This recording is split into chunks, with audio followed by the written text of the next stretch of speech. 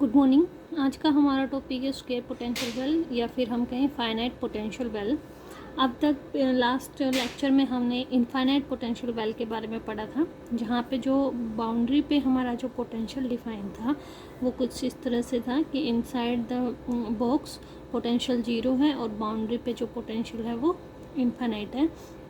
But जो actual हमारे problem होती है वहाँ पे पोटेंशियल इनफाइनाइट ना होके क्या होता है, फाइनाइट होता है। तो हम यहाँ पे एक पोटेंशियल वेल डिफाइन करते हैं इस तरीके से कि जो बाउंड्री है उसकी वहाँ पे पोटेंशियल हमारा फाइनाइट डिफाइन है, इनफाइनाइट नहीं है।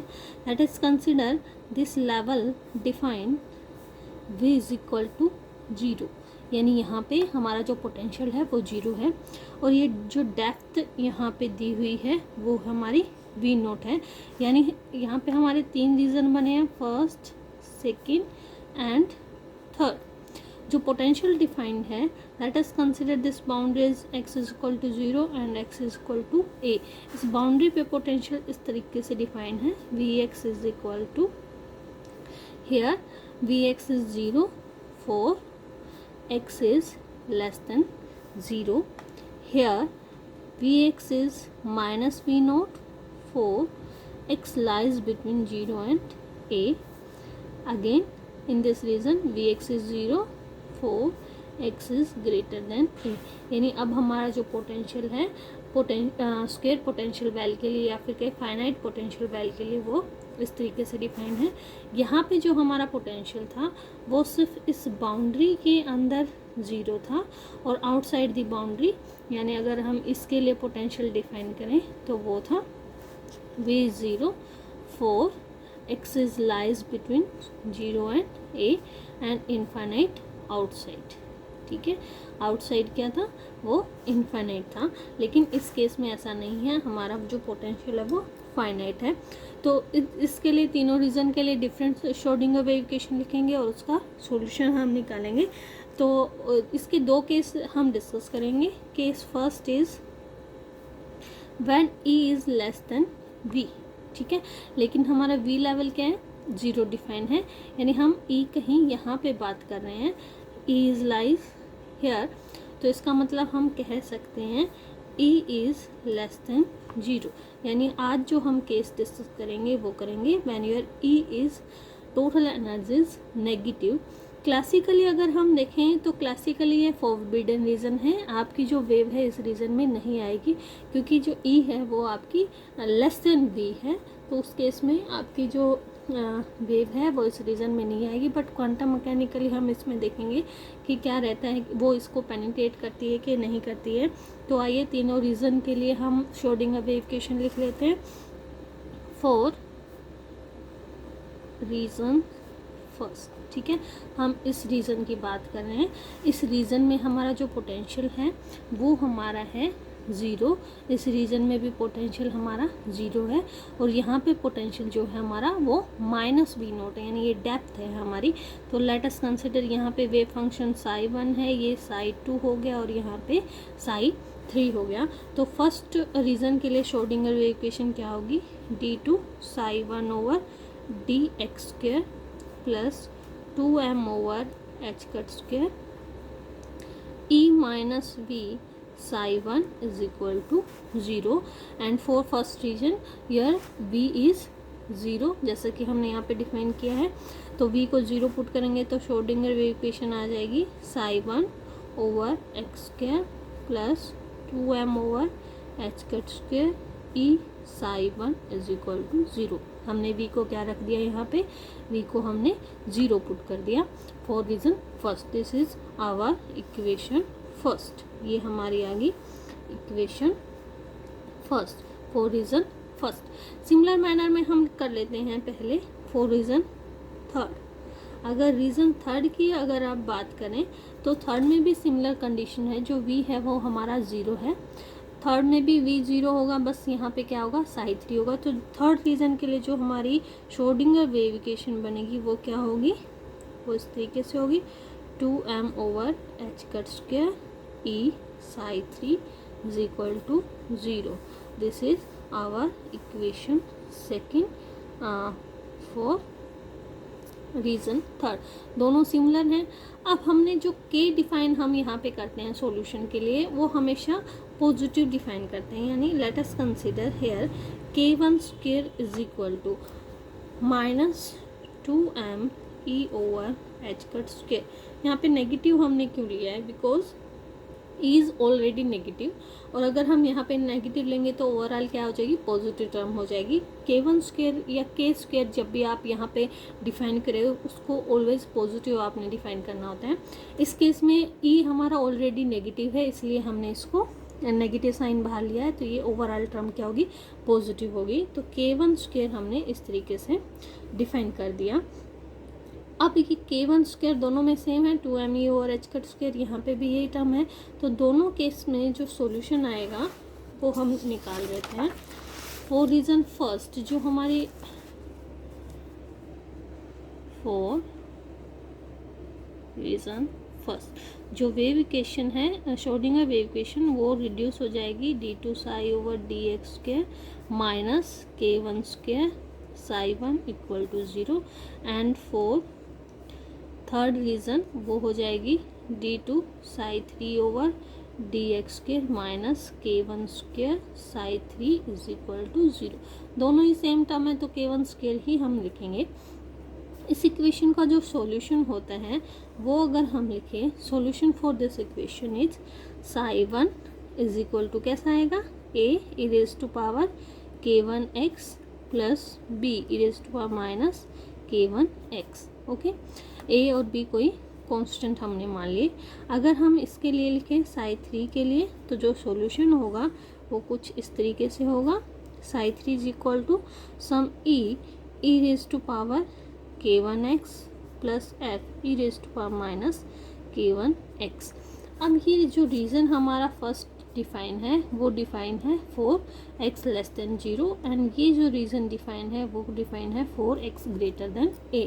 x लेस देन 0 के केस में फर्स्ट रीज़न में अगर हम देखें, for region first when your x tends to minus infinite, है ना, जब आपकी x माइनस इन्फिनाइट को टेंड करेगी तो जो आपकी टर्म है b e raise to power minus k1x, x की जगह हमने इन्फिनाइट पुट कर दिया, ठीक है, माइनस इन्फिनाइट पुट कर दिया तो ये क्या हो जाएगी, प्लस इन्फिनाइट हो जाएगी। यानी आप लिख सकते हैं this term should be equal to infinite, लेकिन इन्फिनाइट हो गया, इसका मतलब ये फिजिकली एक्सेप्टेबल वेव फंक्शन नहीं है। तो हम क्या करेंगे, this imply your coefficient b should be equal to 0, ठीक है। सिमिलर मैनर में इन रीज़न थर्ड अगर हम देखें, in region third when your x tends to plus infinite, देखो इसमें प्लस इन्फिनाइट नहीं जा सकते क्योंकि ये रीज़न ही define minus x less than 0 के लिए। इसमें माइनस इन्फिनाइट नहीं ले सकते क्योंकि रीज़न ही डिफाइन है x ग्रेटर देन a के लिए। तो यहाँ पे क्या लिखेंगे, प्लस इन्फिनाइट। तो प्लस इन्फिनाइट के केस में अगर आप इसको देखें तो ये टर्म क्या आ जाएगी, e k1 इन्फिनाइट, यानी ये टर्म इन्फिनाइट हो जाएगी। सिमिलर मैनर में ए बी कोफिशिएंट क्या हो जाएगा, 0 हो जाएगा। तो हमारा जो वेव फंक्शन है वो रिड्यूस हो जाएंगे, psi 1 equal to a e raise to power k1x and psi 3 is equal to f e raised to power minus k1x. These are our wave function, final wave function for reason first and third, ठीक है। तो ये तो हो गई हमारी, अगर मैं इसको लिखूँ, this is our equation third, ठीक है। अब आइए निकालते हैं wave function for region second. Region second के लिए, फॉर रीजन सेकेंड, उसके लिए जो हमारा पोटेंशियल डिफाइन है वो कितना है, माइनस वी नॉट डिफाइन है। तो श्रोडिंगर वेव इक्वेशन हम लिखेंगे, श्रोडिंगर वेव इक्वेशन हो जाएगी d2 psi 2 over dx square plus 2m over h cut square e minus v psi 2 is equal to 0। v की जगह पे हमें यहाँ पे क्या पुट करना है, माइनस वी नॉट पुट करना है, जैसे कि हमने डेफिनेशन में डिफाइन किया है पोटेंशियल को।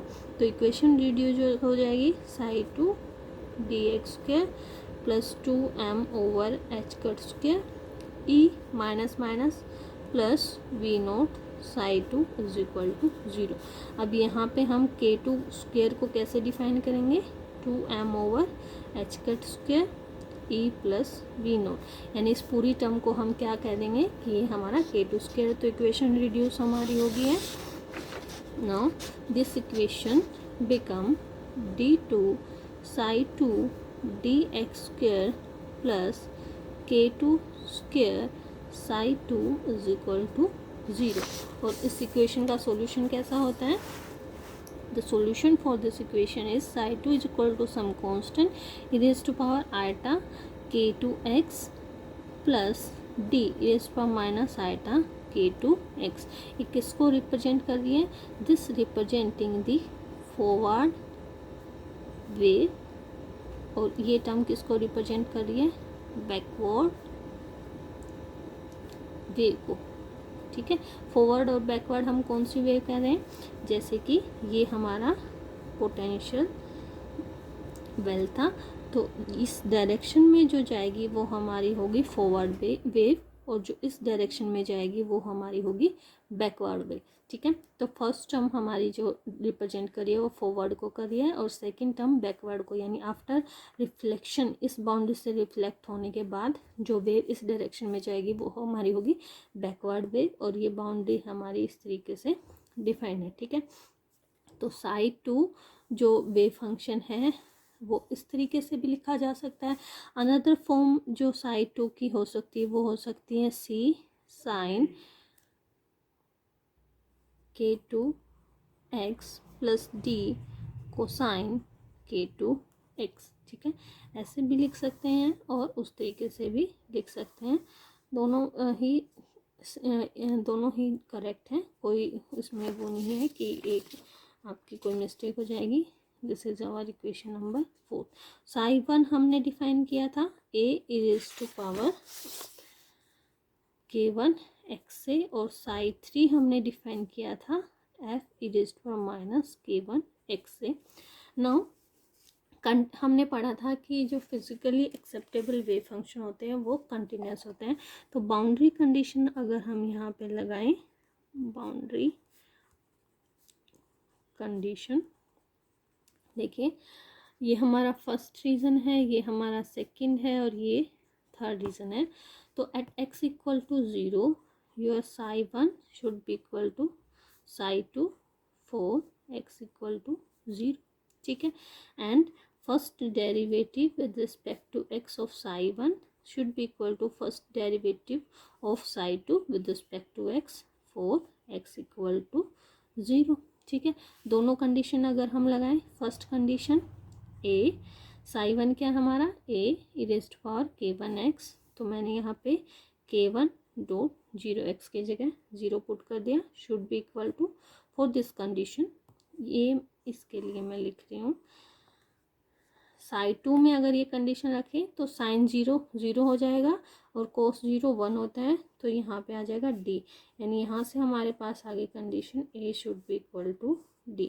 तो एक रिजल्ट हमारे पास ये आ गया। ठीक है, अब ये लगाते हैं, तो psi 1 का derivative with respect to x क्या हो जाएगा? a k1 e raised to power k1 x at x is equal to 0 should be equal to, इसका डेरिवेटिव अगर हम करें तो c k2 cosine of k2x plus minus d k2 sine of k2x at x equal to 0। x को आपने 0 put करना है यहाँ पे भी, तो यहाँ पे 0 पुट करेंगे तो a k1 रहेगा, और यहाँ पे अगर 0 पुट करेंगे तो c k2 रहेगा। तो मैं यहाँ पे डिफाइन कर सकती हूँ c is equal to k1 over k2 a। c और d को हमने a की टर्म में निकाल लिया। अब आइए लगाते हैं जो सेकंड बाउंड्री डिफाइन है x इक्वल टू a, उस पे कंडीशन। उस सेकंड बाउंड्री के लिए कंडीशन क्या होगी, देखिए इसके साथ साथ चलते हैं। सेकंड बाउंड्री है at x equal to a, तो हमारा जो वेव फंक्शन है at x equal to a, your psi 2 must be equal to psi 3 for x equal to a, and first derivative of psi 2 with respect to x should be equal to first derivative of psi 3 with respect to x for x equal to a। ठीक है, अब psi 2 जो हमने define किया है मैं इसको दोबारा लिख देती हूँ ताकि इजी रहे। साइड 2 हमारा है c sine k2x plus d cosine k2x, and जो साइड 3 हमारा डिफाइन है वो है our psi 3 is f e raised to power minus k1x। तो ये कंडीशन लगा दीजिए। फर्स्ट कंडीशन अगर हम लगाएं तो फर्स्ट कंडीशन साइड 2 इसमें अगर a पुट करेंगे तो फॉर दिस कंडीशन अगर हम लिखें तो इसमें a पुट कर दीजिए c sine k2a plus d cosine k2a must be equal to यहाँ पे a पुट करेंगे तो f e raised to minus k1a। ठीक है, ये इक्वेशन आ गई। अगर आप ये लगाते हैं यहाँ पे तो for this derivative of side 2, इसका डेरिवेटिव हम करें तो डेरिवेटिव क्या आ जाएगा c k2 cosine of k2 और x की जगह क्या पुट करना है a, इसका डेरिवेटिव आ जाएगा minus d k2 sine of k2a should be equal to, इसका डेरिवेटिव करेंगे तो minus f e raised power minus f k1 e raised power minus k1a। ठीक है, ये इक्वेशन आ गई हमारे पास। और जो अभी अभी हमने कंडीशन निकाली थी, अगर आप इन दोनों को डिवाइड कर दें तो इस तरफ से हमारे पास आ जाएगा, इन दोनों इक्वेशन को डिवाइड कर दिया, डिवाइड बोथ, तो यहाँ से हमारे पास आ जाएगा c sine k2a plus d cosine k2a over c k2 cosine k2a minus d k2 sine k2a equal to, देखो यहाँ से ये टर्म कैंसिल हो जाएगी, f कैंसिल हो जाएगा, -1 ओवर k1। ठीक है, अब k1 से अगर हम इस तरफ मल्टीप्लाई कर दें तो इक्वेशन रिड्यूस हो जाएगी c k1 sine k2a plus d k1 cosine k2a is equal to, ये नेगेटिव साइन आएगा तो ये टर्म पहले आ जाएगी d k2 sine k2a minus c k2 cosine k2a।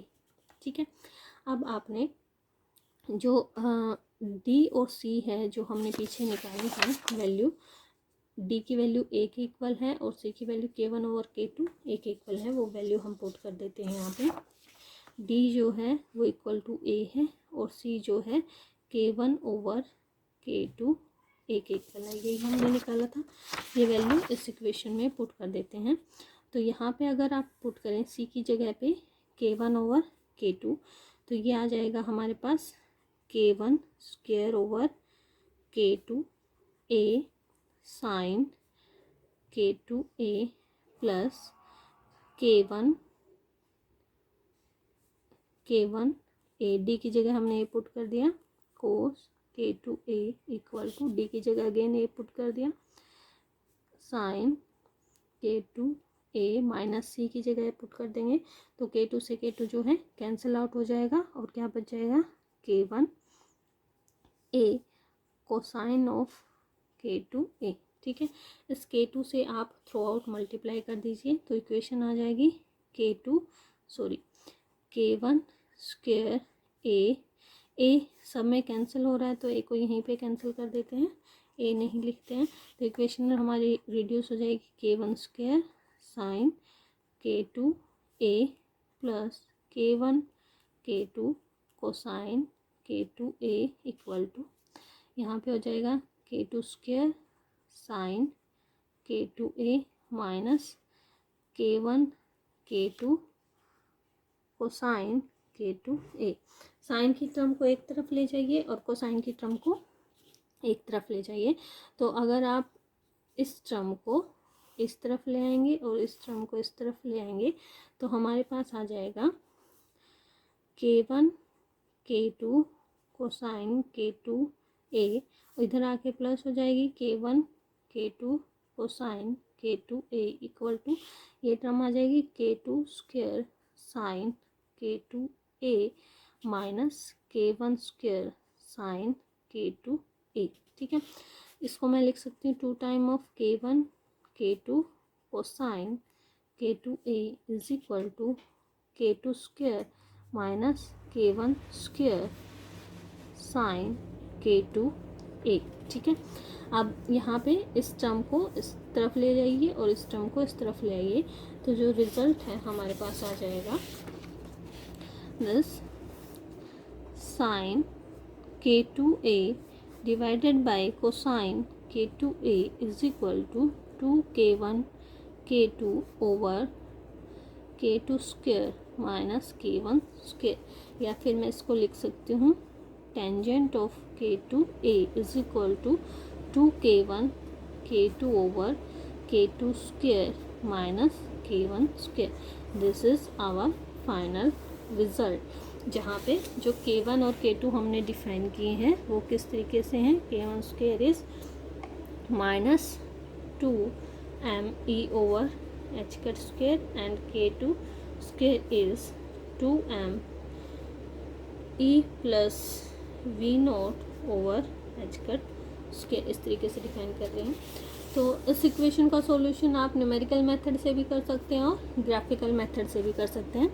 Graphical method से सोल्व करने के लिए हम कंसिडर कर लेते हैं, let us consider y1 is equal to tangent of K2A and y2 is equal to 2K1 K2 over K2 square minus K1 square. ठीक है, अब यहाँ पे हम अगर y एक्सिस के ऊपर y1 और y2 को प्लॉट करें और x एक्सिस के ऊपर आप K2 को अगर प्लॉट करें विद रिस्पेक्ट टू K2, अगर आप इसका ग्राफ बनाना चाहें तो फर्स्ट टर्म जो हमारे पास y1 का टेंजेंट का ग्राफ बहुत इजी है, वो हमें पता है किस तरीके से होता है। तो जो फर्स्ट हमारे पास आएगी वो होगी, यहाँ पे आ जाएगा पाई ओवर 2a, और नेक्स्ट जो आएगा वो आ जाएगा यहाँ पे 3 pi over 2a, next is 5 pi over 2a and next is 7 pi over 2a। ठीक है, तो जो हमारी फर्स्ट टर्म जो आएगी वो कुछ इस तरीके से आएगी। यहाँ पे अगर आप इधर शो करना चाहें तो यहाँ पे आ जाएगा, ये आ जाएगा हमारा माइनस पाई ओवर 2a। ठीक है, जो फर्स्ट टेंजेंट का ग्राफ जो आता है वो इस तरीके से आता है, यहाँ पे इन्फिनिटी को अप्रोच करता है। इस डायरेक्शन में भी अगर शो करना चाहिए इस तरीके से हो जाएगा। अगेन यहाँ पे जो ग्राफ आएगा वो टेंजेंट का ग्राफ इसी तरीके से आता है। तो ये ग्राफ किसको शो कर रहा है, वो y1 को शो कर रहे हैं। ठीक है, and for values of K2। अब आपने y2 को ग्राफिकली ड्रॉ करना है और जहाँ पे ये दोनों इंटरसेक्ट करेंगे वो हमारा क्या होगा, सॉल्यूशन होगा। तो y2 को अगर आप ड्रॉ करें तो 0 पे वो टर्म जो होगी वो 0 ही होगी, क्योंकि K2 को 0 पुट करेंगे तो y2 भी क्या होगा, आपका 0 होगा। Initially for any given set of K1 और A के लिए आप इसको सोल्व कर रहे हैं, तो यानी कि इसकी जो ग्राफ की शेप है वो किस पे भी डिपेंड करेगी, K1 और A पे भी डिपेंड करेगी। तो किसी भी गिवन K1 A के लिए आप इसको अगर ड्रॉ करें तो इनिशियली क्या होगा, जो ये फैक्टर है वो हमारा स्मॉल होगा। तो धीरे धीरे जो ग्राफ है वो क्या करेगा, इंक्रीज़ करेगा, और आफ्टर सम वैल्यू ये फैक्टर जो है इंक्रीज़ होना शुरू हो जाएगा। इंक्रीज़ होगा तो नीचे जो वैल्यू है वो बढ़ेगी और ओवरऑल फैक्टर क्या होगा, डिक्रीज़ होगा। तो ये ग्राफिकल जो रिप्रेजेंटेशन होगी इसकी वो कुछ इस तरीके से होगी। This is for y2। आप यहाँ पे जो नोट कर सकते हैं वो ये कि यहाँ पे हर एक n पाई ओवर 2a, अगर आपका K2 लाई कर रहा है n पाई ओवर 2a से 2n plus 1 pi over 2a, यानी अगर यहाँ से यहाँ देखें तो सिर्फ एक सॉल्यूशन हमें मिल रहा है। ठीक है, यहाँ से यहाँ देखें तो अगेन फिर 1 सॉल्यूशन मिल रहा है, यहाँ से यहाँ देखें तो अगेन फिर आपको 1 सॉल्यूशन मिल रहा है, यानी जो 2 कंसेक्यूटिव टर्म्स आ रही हैं इस इंटरवल में जो हमारी K2 की वैल्यू है, यानी जो हमारा रिज़ल्ट है वो सिंगल वैल्यू आ रही है, तो आप कह सकते हैं जो एनर्जी होगी यहाँ पे वो किस नेचर की होगी, डिस्क्रीट नेचर की होगी। एनर्जी डिस्क्रीट नेचर की है, वो किसको रिप्रेजेंट कर रही है, क्वांटम नेचर को रिप्रेजेंट कर रही है। यानी कि यहाँ पे एनर्जी लेवल जो है वो डिस्क्रीटली डिफाइंड है और स्टेट कैसी है, यहाँ पे बाउंड स्टेट है। ठीक है, तो इस कंडीशन के लिए when your is less than 0 आपकी जो स्टेट आ रही है वो कैसी आ रही है, बाउंड स्टेट आ रही है। अब मान के चलो जो हमने पहले किया था potential particle in a box, वहाँ पे जो डेप्थ थी वो क्या थी, इनफाइनाइट थी, यानी कि जो पोटेंशियल की बाउंड्री है वहाँ पे पोटेंशियल इनफाइनाइट डिफाइंड था। तो अगर आपका जो डेप्थ हो जाए वो अगर इनफाइनाइट हो जाए, इनफाइनाइट डेप्थ अगर आप लें, तो उसके लिए जो y2 आपका है वो क्या करेगा, 0 को टेंड करेगा। y2 को 0 को टेंड करने का मतलब है y1 भी 0 होगा, यानी कि जो टेंजेंट K2 A टर्म है वो भी क्या होगी, 0 होगी। और वो A 0 कब हो सकती है, when K2A equal to n pi हो। K2A इक्वल टू n पाई का क्या मतलब है, K2 is equal to n pi over A, squaring both side, K2 square should be equal to n square pi square over A square. K2 की value अगर हम put करें तो वो क्या थी, 2m over h cut square E plus V naught should be equal to n square pi square over A square. यहाँ से हमारे पास रिजल्ट आ गया E plus v naught is equal to n square h cut square pi square over 2m A square. अब हमारे पास E जो है वो नेगेटिव डिफाइंड है, तो हम इसको और परफेक्टली कैसे लिख सकते हैं, V minus mod value of E should be equal to n square pi square h cut square over 2m A square. और यही एनर्जी जो थी हमारी पार्टिकल इन बॉक्स में हमने निकाली थी। यहाँ पे ये जो टर्म रिप्रेजेंट करिए वो किसको रिप्रेजेंट करिए, काइनेटिक एनर्जी को। ये टोटल एनर्जी है, ये हमारी पोटेंशियल एनर्जी, और दोनों का गैप जो है वो किसको रिप्रेजेंट कर रहा है, काइनेटिक एनर्जी को रिप्रेजेंट कर रहा है। अगर आप इसको इसमें अगर आप डिफाइन करना चाहें वेव फंक्शन किस तरीके से ड्रॉ करेंगे, तो उस केस के लिए जो वेव फंक्शन होंगे वो इस तरीके से होंगे। देखिए यहाँ पे जो वेव फंक्शन आया था वो हमारा e रेज़्ड पावर k1x आया था एक्सपोनेंशियल डिके, और यहाँ पे जो आया था f raised power minus k1x, ये भी एक्सपोनेंशियल डिके था, बीच में साइनोसॉइडल वेव आई थी। तो फर्स्ट केस में जो हमारा फॉर एन साई 1 जो होगा वो कुछ इस तरीके से होगा, this is the representation for Sai 1। Sai 2 जो होगा हमारा, अगर आप साई 2 को रिप्रेजेंट करें तो उसकी रिप्रेजेंटेशन कुछ इस तरीके से होगी, दिस इज साई 2। अगर आप साई 3 को रिप्रेजेंट करना चाहें तो सिमिलर मैनर में जो साई 3 होगा वो कुछ आपका इस तरीके से रिप्रेजेंट होगा, दिस इज साई 3। अगर आप पार्टिकल इन बॉक्स यानी कि जहाँ पे पोटेंशियल इनफाइनाइट डिफाइन था वहाँ पे जो साई 1 था वो आपका इस तरीके से डिफाइन था, जो साई 2 था वो आपका इस तरीके से डिफाइन था, और जो साई 3 था वो इस तरीके से डिफाइन था, दिस इज साई 3। तो यहाँ पे आप देख सकते हैं कि आउटसाइड द पोटेंशियल पार्टिकल के होने की प्रोबेबिलिटी 0 है, बट यहाँ पे कुछ ना कुछ प्रोबेबिलिटी है कि आपका जो पार्टिकल है वो इस रीजन में भी मिल सकता है, क्योंकि यहाँ पे वेव फंक्शन 0 नहीं है। तो ये था a case when energy is negative. Next lecture में हम पढ़ेंगे when your energy is greater than V।